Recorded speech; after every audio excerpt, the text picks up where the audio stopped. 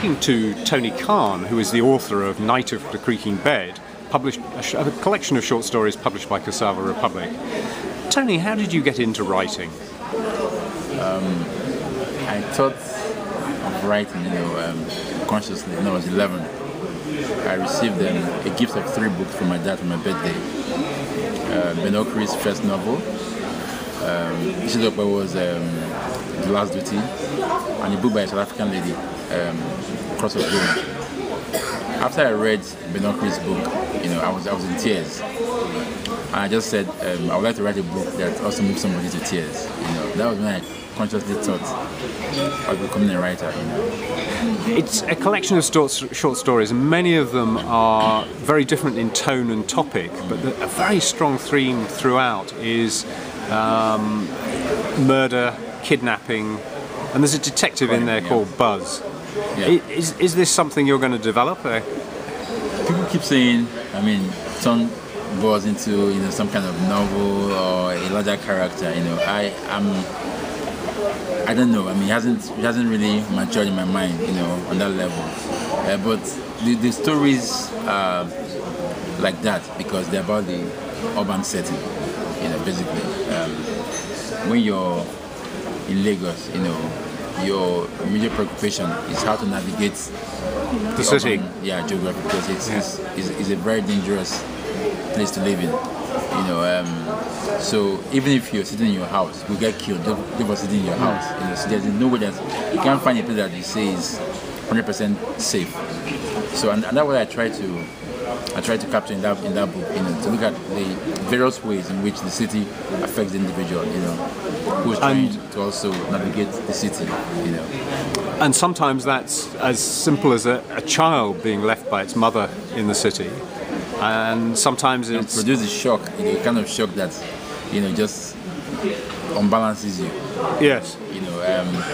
Because there's a story about the boy being left in the market. There's a story about the street kids, that he now encounters afterwards.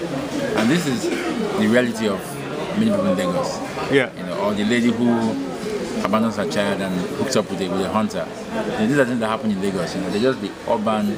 Yeah. Experience, But also there is one of a woman whose husband is kidnapped and she can hear him at the end of a phone. This happened to my brother just last month, Teddy. Yeah, my brother had the same experience just last month. Yeah. He was robbed in the morning. We came back from the club. He was robbed in the morning. He was taken to an ATM machine to pick up some money, and they drove him about 10 kilometers away, stripped him naked, left him in his boxers, and then drove away with his car. Sat in front of the car. He had no wife to come look for him, so right. So he had to walk. Yeah, he had to walk. Yes. He had to walk. But for all the danger in Lagos, what is it like to live in the city? What I don't like about the story that comes out of Lagos is that they focus on one aspect. My story, you find people going to work, people having fun alongside the problems we have. And Lagos. I've been here in Lagos full time for about 20 years. I've never been arrested before. I've never been robbed before.